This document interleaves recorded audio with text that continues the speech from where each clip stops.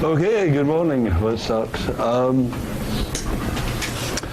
So today I want to go back over these questions about sense and informativeness and so on, and how signs get hooked up to the world. Next time we look at Russell, who has a really radical alternative to Frege's picture, and one where you start to see all the big philosophical issues that are connected to these. So far, we're homing in very tightly on what may seem like very technical points, but all these momentous, ground-shattering questions in philosophy are right on either side of us, even though it seems so narrowly defined and technical. Next time, we'll start to see why that is, looking at Russell and descriptions. Today, though, I want to keep on this narrow technical thing about sense and informativeness, and in particular carry on with that thing about individualism versus society in the understanding of language that I was talking about last time. Last time I was really pressing it that to understand informativeness, you have to be looking at the level of the individual. Does that make sense? That sounds like what I was saying last time. Yeah. Today, I want to say, actually, I think it's more complicated than that. And in the background here is a paper by Kripke called, what's Kripke's paper called? A Puzzle About Belief. That maybe if enough of you are interested, I will put this on the website. But let's go back and look at the issues for Searle in particular, how this comes up for Searle. So Searle is saying, if you've got a proper name circulating in a community, you've got a proper name like Barack Obama or whatever it is, then what hooks up that name to the object? Well, in the community, there is circulating a lot of gossip, a lot of talk about this person. That gives you a cluster of descriptions, and whatever best fits that cluster of descriptions, that's the thing the name refers to. That's the picture.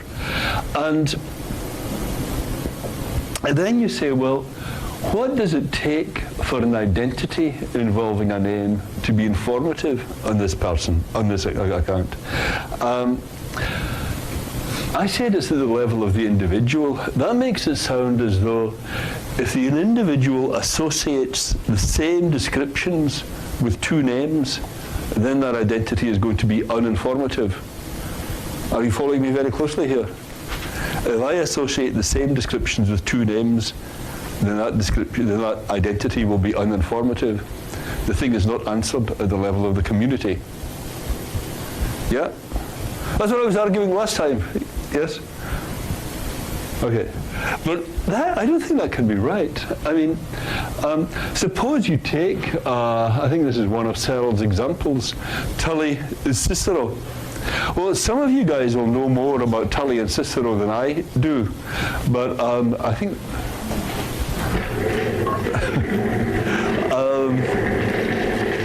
but what do I know about Tully? Well, Tully was some Greek guy, right? And Cicero was some Greek guy. Yes? Yeah. Any advance in that? Roman people. Roman? Okay, you say Roman? He was Cicero was the Roman center. I'll let you know the result. I don't wish to stake my credibility in this. Let's go with Roman. Okay. So Tully's some Roman guy, and Cicero's some Roman guy. Okay, you just told me, you just gave me that authoritatively, right? So now you know the entire descriptions I associate with Tully and with Cicero. Yeah? A Roman guy, a Roman guy. Do I therefore know a priori? Is it for me analytic that Tully is Cicero? Frankly, I have no idea. Right, they might be, and they might not. I mean, the only time I ever hear about Tully and Cicero is when people like Searle are saying, well, of course, Tully was Cicero. I don't know anything more about it than that. So how can it be uninformative for me to be told that Tully is Cicero? You see what I mean?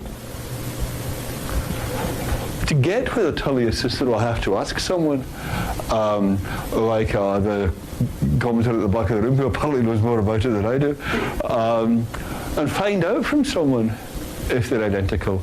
Merely associating the same descriptions with the two signs can't make it uninformative for me that they're the same, because what really matters for this is what's going on among the people that actually do know about these things. You see what I mean? If scholars say, well, this is a very vexed question whether Tully was Cicero, there are two schools of thought in this. See my recent monograph where I argue the case for the non-identity of Tully and Cicero at some length. You see what I mean?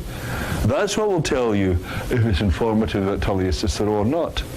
So then it shifts back from the individual to the community. And you say, no, the real distinctions we need here are social. They're not at the level of the individual. Sorry, were you going to raise a question? Also, would it be uninformative if the person was Tully and Cicero? Like the person, like you were Tully and Cicero. If I was Tully and Cicero? And if you knew it, would that be uninformative? Whoa. Okay. I've actually never thought about that kind of case. I guess usually with two roles you have, you know about all of them. It would be possible, I suppose, that late every night, after I've taken my sleeping tablet, I wake up. I have superpowers. I do all kinds of stuff, right? And then I come back and the memory fades. Yeah. Who knows? That could happen. I guess there could be cases in which you have informative identities involving yourself. Is that what you meant?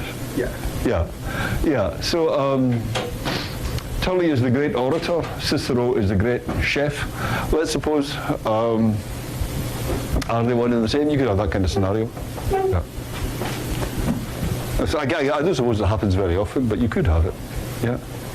So that makes it look like you shift back informativeness to the level of the community. What really matters is whether in the community of ancient scholars, Tully and Cicero are used as notational variants. Yeah? If they're just used as different forms of the same name, then you say that's uninformative. But it doesn't depend on what's going on with me.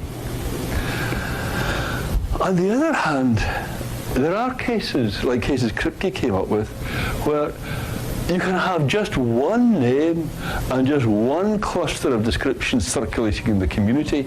So a name like Barack Obama, where everyone takes it, there is one and the same, right? There's a lot of talk going on, lots of different things being said back and forth, but everyone in the community, everyone in this circuit of gossip takes it as the same person.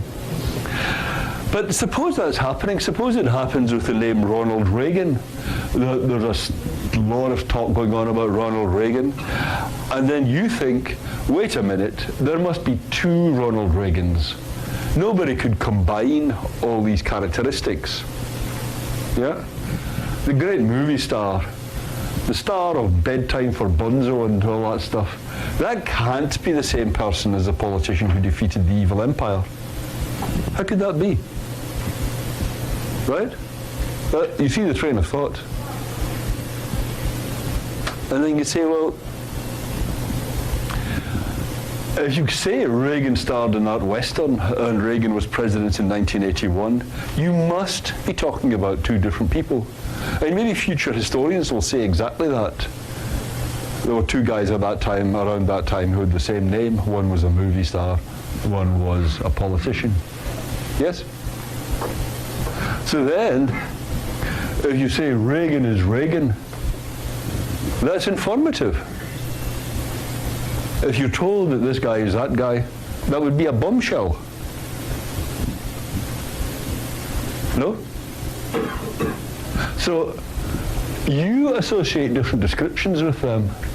The same descriptions are in association with each of the names in the community. The community doesn't make any distinction between them. But it can still be informative for you to be told that it's one and the same. So follow me very closely here. What I just said about Tully and Cicero is whether that's informative doesn't depend on what's going on in your head. Whether that's informative depends on what's going on with the information circulating in the community. Yeah? That was all right? And what I'm saying about this case is whether that's informative to be told that Reagan is Reagan, that doesn't depend on whether there's just a single stream of information circulating in the community. It only depends on what's going on in your head and if you're thinking this kind of stuff. Right? That can't be the same one. How could that be? That is a contradiction. I realise it is a bit early in the day for this kind of thing, but that is actually just a contradiction. In the one case, I'm saying whether that's informative doesn't depend on you. Whether that's informative depends on whether there's just a single stream of information involving those names circulating in the community. In this case, it turns out that there is a single stream of information circulating in the community, but it's informative because of what's going on in your head. Yeah. I thought we argued last lecture that the sense is not the same thing as a description. So to me, The sense is not the same thing as a description. I thought we did argue that. I don't know if we agreed on it or not. It's a good argument. How did the argument go? Bear with me, I don't remember this.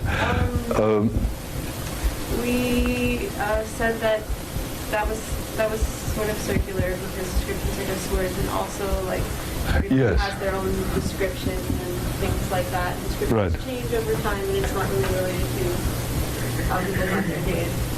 In which case, I would argue here that just because you describe them the same way doesn't mean you have the same sense for Tully and Cicero. Because if you told me Tully is a Roman guy and Cicero is a Roman guy, I would still have like two different categories, Roman guy Right. A and Roman guy B. I don't know Right. specifically about the difference between them. So I think it might still have to do with what's going on in my head. Yeah, I agree that's possible if you throw out description as what the sense is. Yeah. The only thing is, you've now made it completely mysterious what the sense is. You've now made it completely mysterious, or maybe I have, what the sense is. Because remember, Frigg's only way of saying what the sense is was by giving you a description. And if you don't give a description, what are you going to do? Any thoughts on that? That's the problem we've been having all the time. So. Yeah, are there any suggestions on that? What is it? Can you put up your hand if you think we need some notion of sense as well as what the word stands for? Can you put your hand up if you think, no, we don't need a notion of sense? Very good. Right. Can you put your hand up if you think, I have no idea what all this stuff about sense is? Okay, what about just, I don't know whether we need a notion of sense? Most of you are abstaining. What's going on? What's the puzzle here? Which segment of the, am I missing? Let's do this again. Put up your hand if you think we need the notion of sense. Aha, right. And if you think we don't need the notion of sense, better to do without it. Okay, that's a small but significant minority.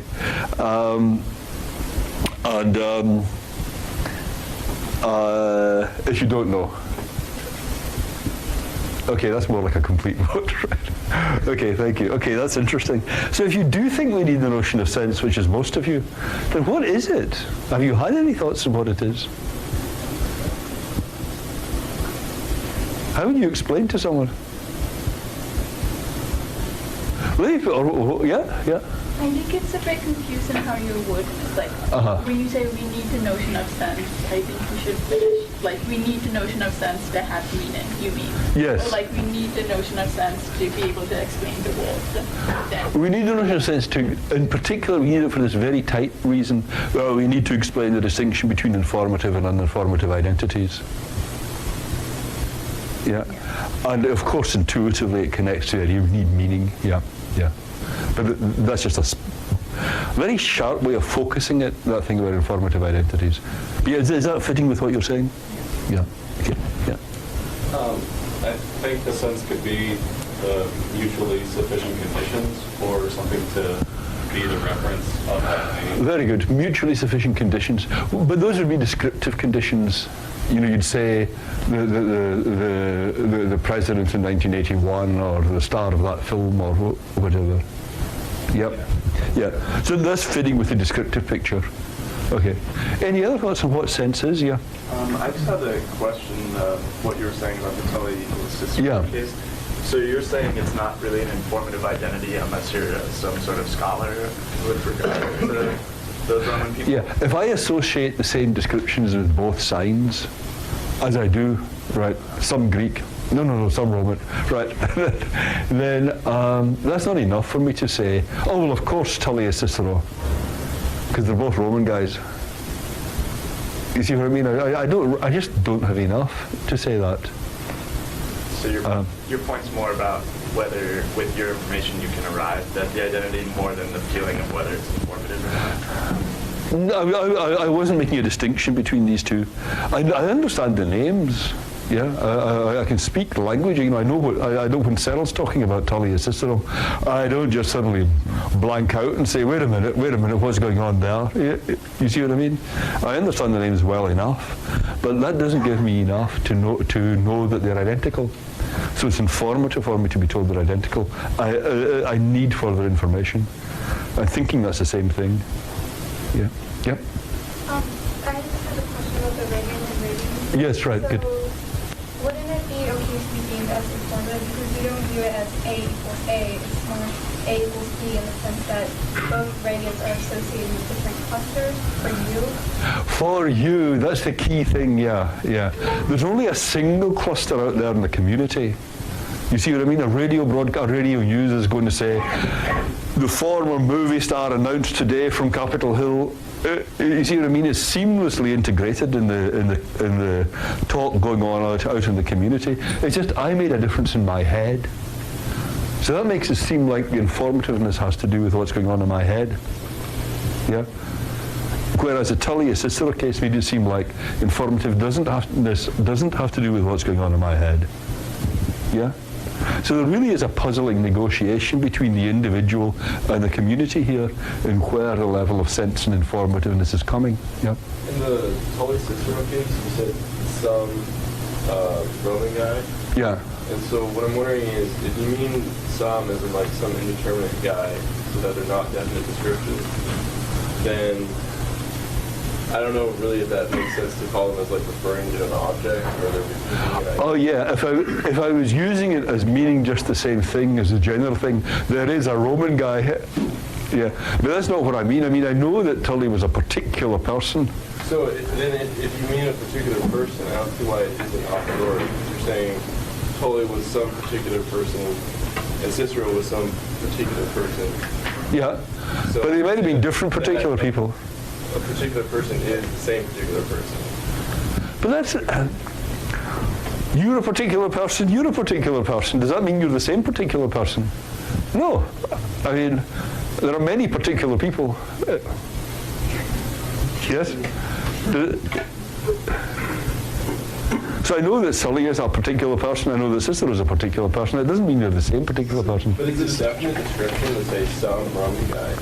It's what, sorry? Is it a definite description? It's not a definite description. We'll come on to this next time, but it's not, as Russell put it, it's a very indefinite description to say a Roman guy. Yeah. So I thought sense had to be a definite description. Well, Because otherwise you're not really picking out an object, you're picking out like Okay. a cluster of objects. That's right. Talking about some Okay. guy, it has to be a single thing that you're picking right. out. That's very good. Okay, if sense is going to fix reference, it better uniquely specify an object. That's right. And yeah, and I see what you're thinking. What you're thinking there is completely correct. If a Roman guy was going to suffice to uniquely pick out an object, it would have to be that there was just one Roman, Right. and then they'd both be picking out the same thing. Very good. Yeah. But the puzzle is that what picks out the reference here of Tully and Cicero is not what I'm thinking.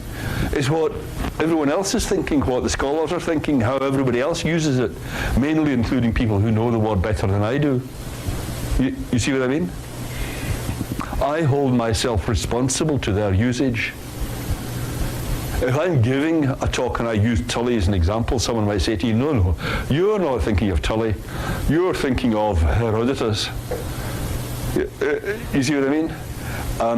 I hold myself responsible to the way the language is used. That's what fixes the reference. So there's sense that must be out there. Yeah? But what this kind of case seems to show, that sense must be in here, because I'm getting informativeness, even though there's only a single cluster of descriptions out there. Yeah. Yep. Does the sense of an object have to be... Sense of a name. sense of a name have to be facts? Facts. Going to be feelings? Because in the Dr. Shapiro example, right?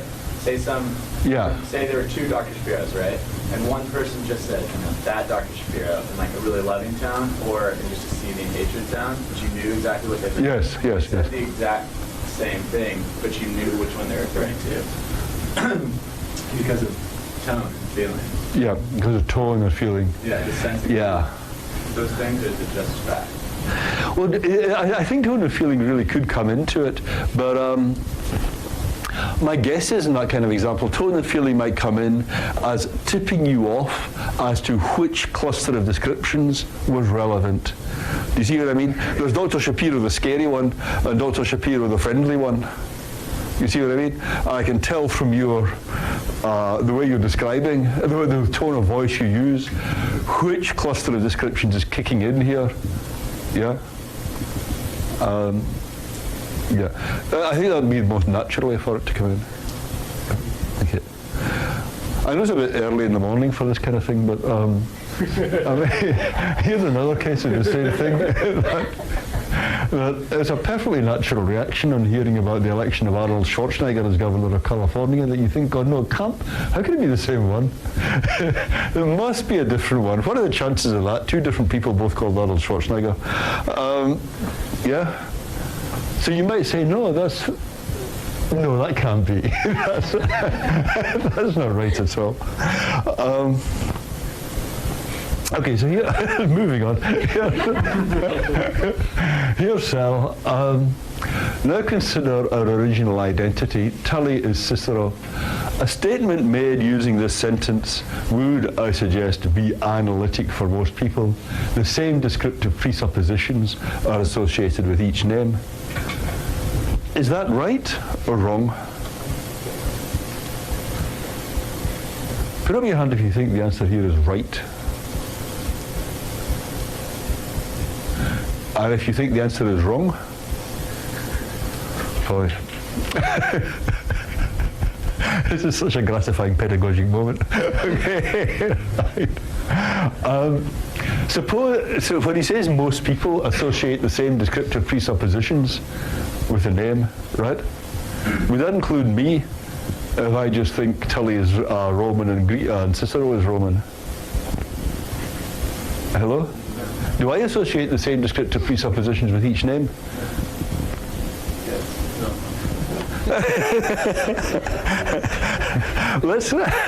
Let's freeze frame this.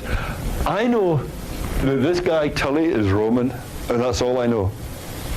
I know that this guy Cicero is Roman, and that's all I know. What are the descriptive presuppositions I associate with the name Tully? Roman God. Very good. What are the descriptive presuppositions I associate with the name Cicero? Are they the same or different presuppositions that I associate with Tully as with Cicero? Okay. Okay, so the same descriptive presuppositions are associated with each name, but now,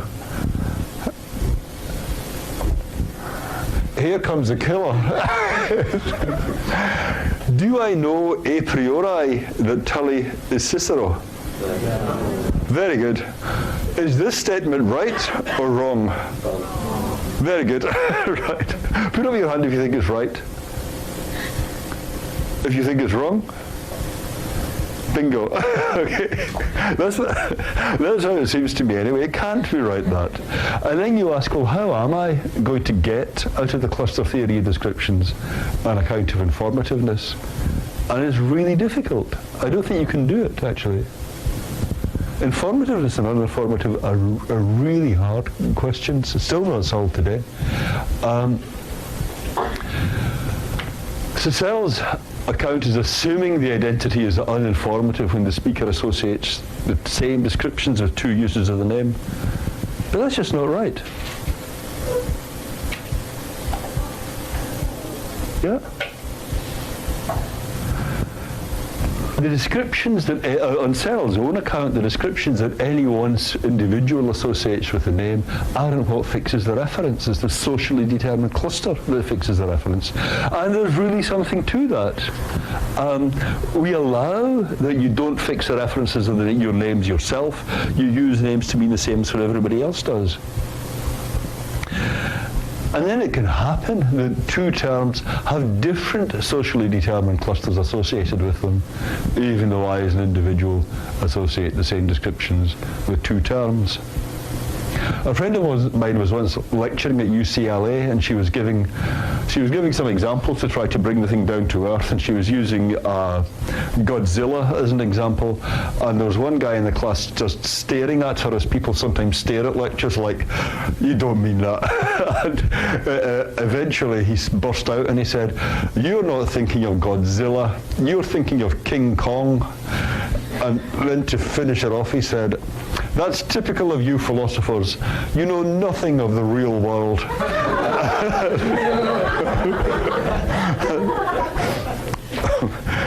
Anyhow, okay, moving on. There's a question how a name can have meaning if it doesn't refer. Frege is very keen that names can have meaning even though they don't refer. But it's not obvious how that can be. Knowing the meaning of a statement is knowing what has to be the case for it to be true. That's like a working hypothesis. Yep. And the semantic value of a term is a contribution it makes to determining the truth or falsity of a sentence containing it. Yep. So, suppose you take a sentence like Sally is tall. How many parts are there in the sentence, Sally is tall? Two is the right answer. There you go. There's the Sally part and the is tall part. Conveniently written in the board so as not to make this too taxing, right? There's the Sally part and the is tall part. So what is the semantic value of the Sally part? What difference does that make to the truth or falsity of the whole sentence? Sally is tall. How does it make a difference to the truth value of the whole sentence? Sally is tall. Any random guesses yet? It identifies an object, right? It identifies the objects on whose tallness the truth or falsity of the sentence depends, right? That's where we came in. What about the is tall part? How would you say what the semantic value of that is? It is a description, but that doesn't tell me what its semantic value is. How does it make a difference? Is there something it stands for? I mean, is there an object? Tallness here? Yep. Picks out a collection of things. A collection of things, Which collection of things? Tall things. Very good. You could say it's a set of tall things, something like that. Yeah, that'd be a perfectly reasonable way to do it. Just picking out the set of tall things wouldn't be enough on its own, though it's a perfectly reasonable central part of the answer. Because with Sally, it's not just it picks out an object, it's that the truth or falsity of the whole thing depends on how things are with that object. Yeah. So you want the set you associate with is tall. Whether the whole thing is true will depend on whether Sally is in this set. Yep. So the set really serves the function of mapping objects onto truth values. Yeah. So it's a map from Sally onto truth, from Bill onto falsity. You see what I mean? So if once you've got that the general term there, is that okay if I call that a singular term and a general term? Yes? You guys have all done logic, you know about names and predicates, yeah? Once you've got the predicates here and the singular term separated, you can say the singular term has a semantic value by standing for an object, and then the whole thing is true or false depending on how it is with that object. And then with the general term, the semantic value of a general term is a mapping from objects onto truth or falsity. So is tall as a mapping from objects to truth values, and the set you're talking about will specify that mapping. Yeah, you map to the true if you're in the set, to the false if you're not in the set. Okay. So how does a singular term get tied up to an object?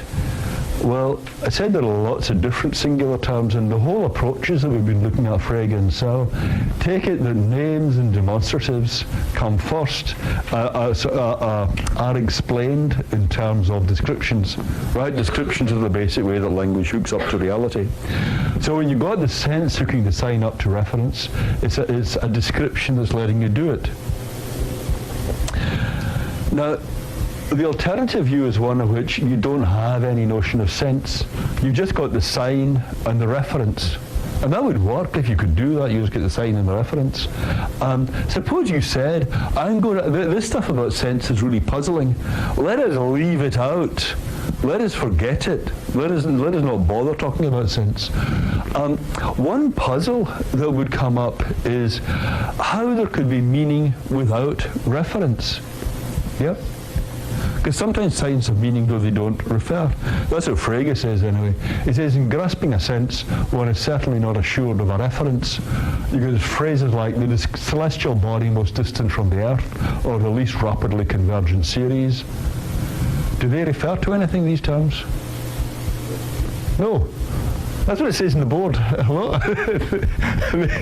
they don't refer to anything, right? These signs, I mean, there is no series that converges least rapidly. There might be nothing that is the one that is most distant from the Earth, because maybe space just goes on and on and on, and for every celestial body distant from the Earth, there is another celestial body even more distant from the Earth. Or maybe it kind of goes round and round. But the thing is, if meaning is truth conditions and semantic value is the object the thing stands for, then if a sign doesn't have a referent, then can it be making a difference to the truth or falsity of the sentence containing it? If a sign doesn't have a semantic value, is it making any difference at all to the truth or falsity of a sentence containing it? I don't know any plainer English than that. No, that's right. That's the right answer. Can you articulate that? Like a very good example is just most distant planet from the Earth is most distant planet from the Earth. Like you can say something that you know is true, but then the object is not. Oh, so, okay. So that would be a way in which you could have meaning without the sign standing for something. Yeah. Okay. I think it's puzzling because if meaning is truth conditions and you say these signs don't have a reference, then under what condition is this true? Well, that object has to have certain characteristics. For it to be false is for that object not to have those characteristics. But if there's no object, I mean, let me put it like this. If I said, Sally is F is true or false depending on how it is with that object to Sally, and the semantic value of the general term is a mapping from objects to truth values. But if there's no object, then there's no saying how things have to be for the whole sentence to be true. Yeah? Could it just that there exists a celestial body that is farther from the Earth? That exists. Yeah, that's a good move. The trouble with that is that makes it sound like you don't have a singular term here anymore. Yeah, I agree that's a good move, but it's not. It means you don't here have a referring term. There exists is not a referring term. Yep. Can you just have it always mapped to false instead of an object? Yeah, if you don't present any object, then it maps to false. Well, the thing is, it doesn't really make sense because it's like you've got a function, like the function square. Yeah, x squared is, 2 squared is 4, 3 squared is 9. You put in a number, you get the square out, right? Now, if you don't put in a number, can you get anything out of the function? You define it, so you just be an extra condition on the function. You just say that if you don't give a proper term to it, it'll always come out as false. That's not what a function is. A function is something that gives an output for a particular input. Well, if you an output false for An improper input. You could take the fact that refer to anything as actually being a reference to just falsity, and then it'd be mapping false to false. You haven't there got a function. I mean, a function is, if you do it with squared, right? You can say, well, if you don't put anything in, it gives you 23. Well, okay, right? That makes no sense. If you don't, false. So you're associating it with falsity as its semantic value. It doesn't actually map to any object. Then it would be. Okay, you could call a sentence of the kind you're describing false. You could have a rule, I'm going to do that, I'm going to call it false. But that is not describable in terms of functions, that thing. Yeah. You just abandoned talking about it as a function. There's no, it's not that you're getting outputs for inputs. Well, it would be, though, if you associate. So I'm saying that you essentially say that if you've got a term or a sign, and it's meant to be a singular term, but you haven't defined it for any particular object. Yeah. You just, as a placeholder, you just give it a semantic value of false. That's right, you can do that. I agree you can do that, but that's something being done at the level of the signs. It's not being done at the level of semantic value. Let's come back to this. It needs more discussion. Yeah. I would argue maybe when you say that still be using a function, but it's not like you don't put anything into x squared. But what if you put in a picture of a star? A picture of a star. If you've done computer science, and you can have like hyper. That can be part of the argument. That is another way to try to address the problem. You could say that it is always an object that is being referred to, and if I can't find the regular object, I'm going to put in a picture, and we'll map that in the function. Yeah, that's another way of trying to work with the same difficulty. Yeah, but it's just, where did this picture come from? I wasn't talking about a picture. I was trying to talk about a star. I was trying to talk about a star, not a picture. I just meant like something that doesn't compute in the function. So if you can't find the object, you still wedge something else in. No, but then you are referring to something that doesn't make sense. It's like putting in an input that doesn't make sense in the context of the function. But it's still an input. It's not like you have nothing and all of a sudden you just randomly put out 32. You're in an input. Okay, no, I agree that is a possible move. Yeah. But all I'm trying to bring out is there something ad hoc about it. Yeah, it's a theoretician's. I actually think it's like the last thing. It's a theoretician's arbitrary stipulation to cover over the problem. I hope but we should come back to this, because many theorists have made just those kinds of stipulations. In fact, Frege made yours, and who makes the last? A number of people have made the previous question or suggestion. Yep. Well, I was going to say, if you said something like the King of France is bald is false, because there's no King of France, then if you were to deny that statement and say it's not the case that the King of France is bald, you'd still end up with a false statement. So it seems really weird that you'd have like... Very good, yes. Yeah. It comes out false either way. Yeah, that's a problem for the first suggestion, right? That it's true that X comes out false, and it's true that not X also comes out false. Yeah, how can that be? Yeah, Russell said Hegelians will conclude that he wears a wig. The King of, you say the King of France is bald, but it's not the case that the King of France is not bald, but yeah. Okay, well, let me just give some examples to try and indicate the problem of sense of meaning without reference. Suppose, look, I could do this with people in the class, but let me do it more neutrally with just squiggles on the board, right? Suppose I introduce a name Squiggle. Yeah. Watch me very closely, right? Now, if you this is a challenge for people who think there can be meaning without reference. Suppose I say, by squiggle, I shall mean this sign. Okay, now you know what squiggle means. All right? You watch me very closely. Do you know what squiggle means? Who said no? What more do you want to know? Here is squiggle, right? Action of drawing a squiggle. Oh no, it's not the action. It's this. I mean this little concrete. Yeah, that's fair enough. Okay, but what I mean is this concrete sign. Yeah. But I'm not. You're right. I said watch me very closely. So that's good. That is watch me very closely.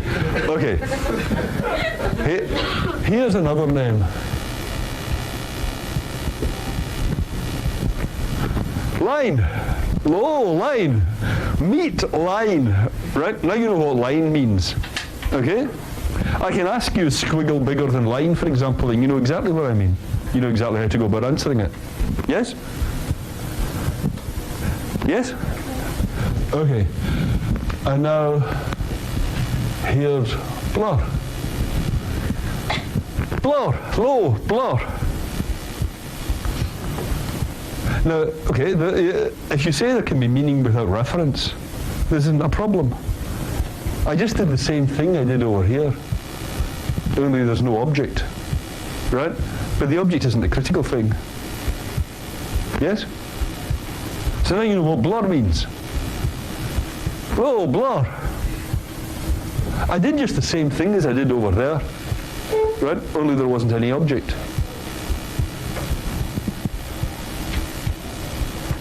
Yes? So if you believe there can be meaning without reference, in this case you know perfectly well what the sign blur means. If you think whether there's an object is just something accidental that might happen, you know, good luck if there is one, and if it isn't, well, we've got these stipulations. Well, that should be fine, right? Just map it to false, or just put in a picture, or, you know, whatever your thing is, right? But you know perfectly well what the sign means, just as well as you know what squiggle or line mean. Yes? Put up your hand if you think you understand the word blur perfectly well. Whoa, okay. And if you think you don't understand the word blur, you have no idea what I'm talking about. That was my hoped for reaction. Right. But if you think you do understand it, what are you thinking?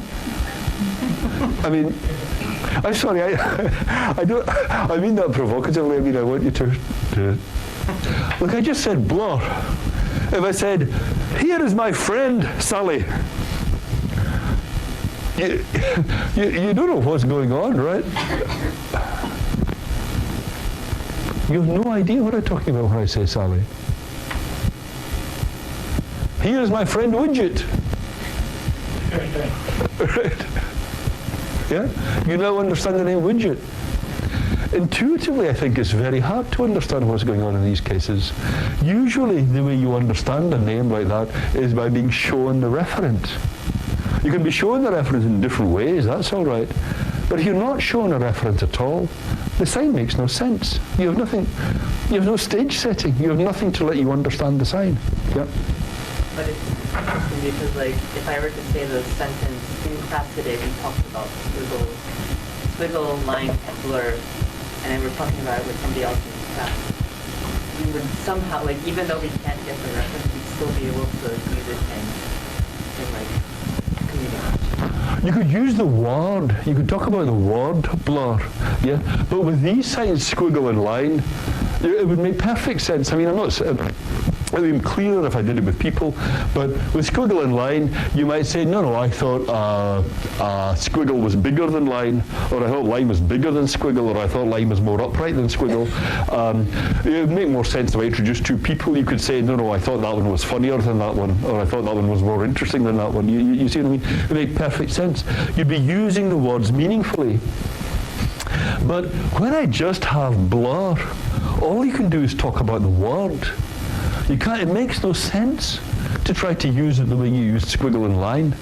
Just as if I introduce two people and afterwards you can discuss, well, who seemed funnier or who seemed more interesting or something like that.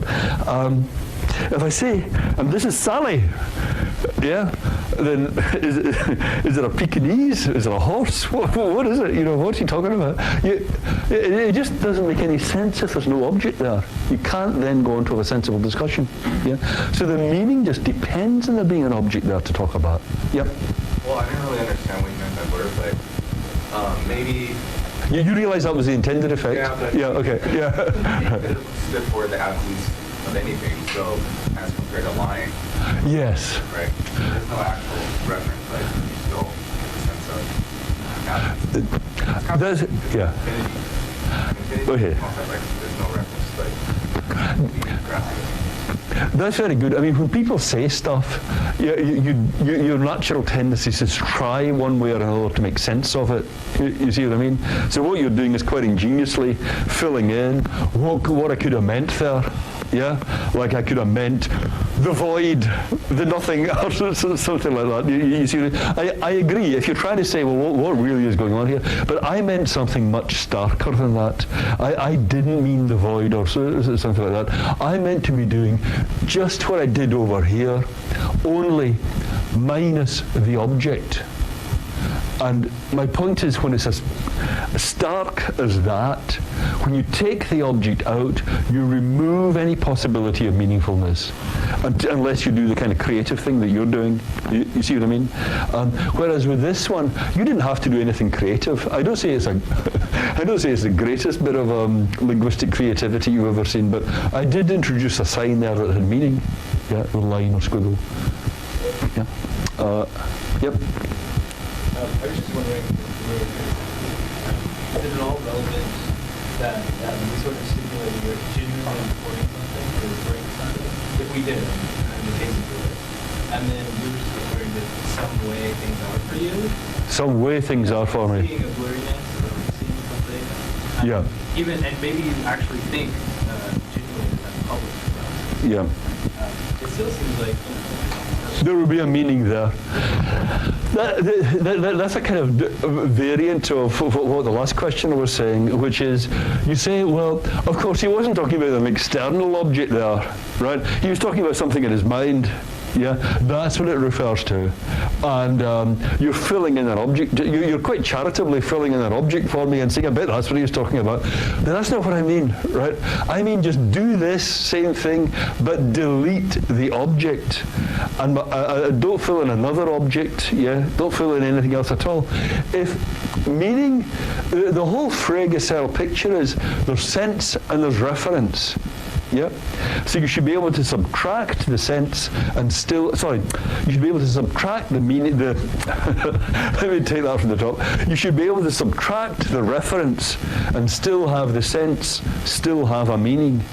Yeah, but what this kind of, it's very simple, but what it seems to show is that you can't do that. Yeah, if you remember these pictures of the garden shed, yeah, there's a way the thing is being presented to you.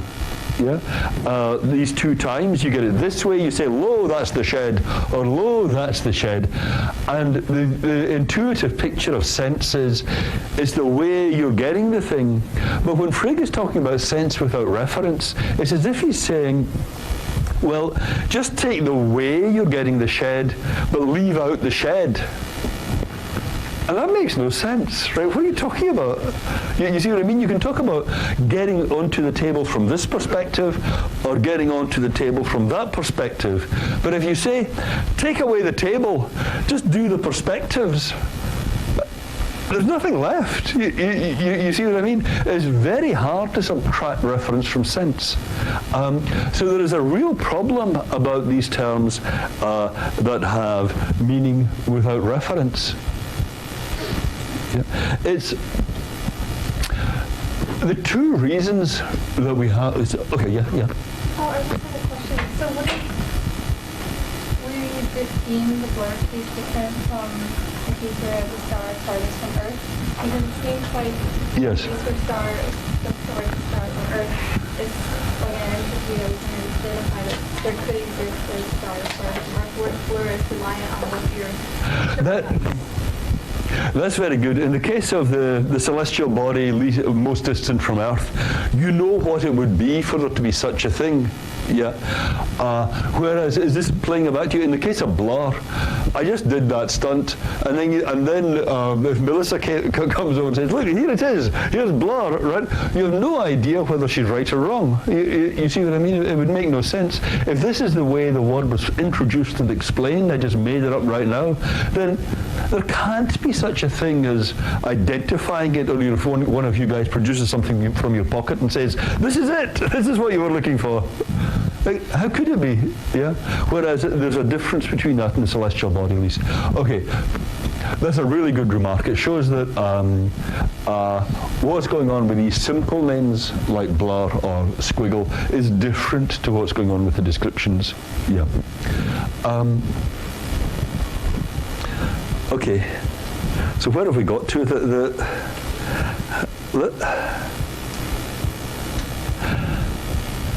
Let me just make one last remark on why we need something like the notion of sense for all its puzzling character.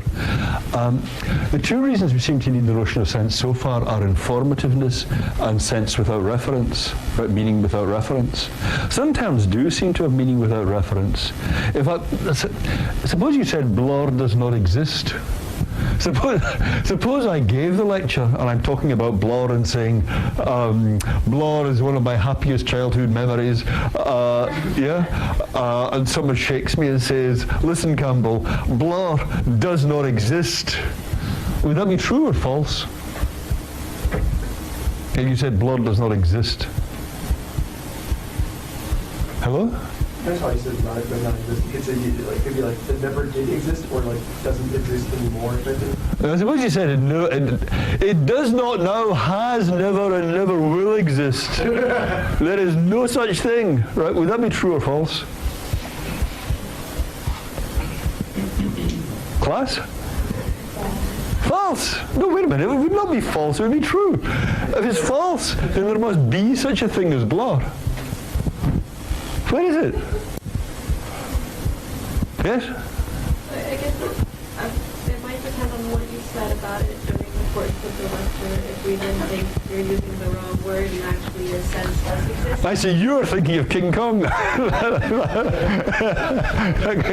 kind of thing, yeah. King Kong example, you did have an intended meaning, you just had bad communication. Or yes, right. Communication skills because they had a connection that was different from what it was. Okay, we're going to pick up on all these things next time, and Russell is going to sort out quite a lot of them. Just one last thing. Here is another question for you, class. Is this argument valid? The morning star is F, the morning star is G, and hence the morning star is both F and G. That's valid? Yeah, it says in the board, okay, right. But that's a valid argument, right?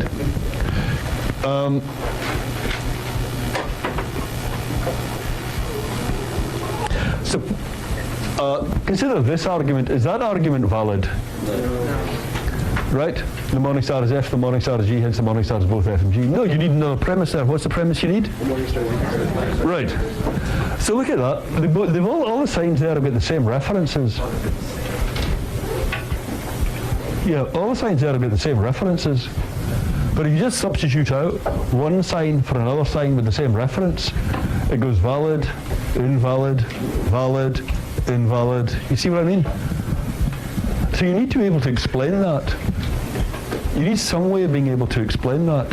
How it comes that just by swapping two names with the same reference, you get something valid turning into something invalid.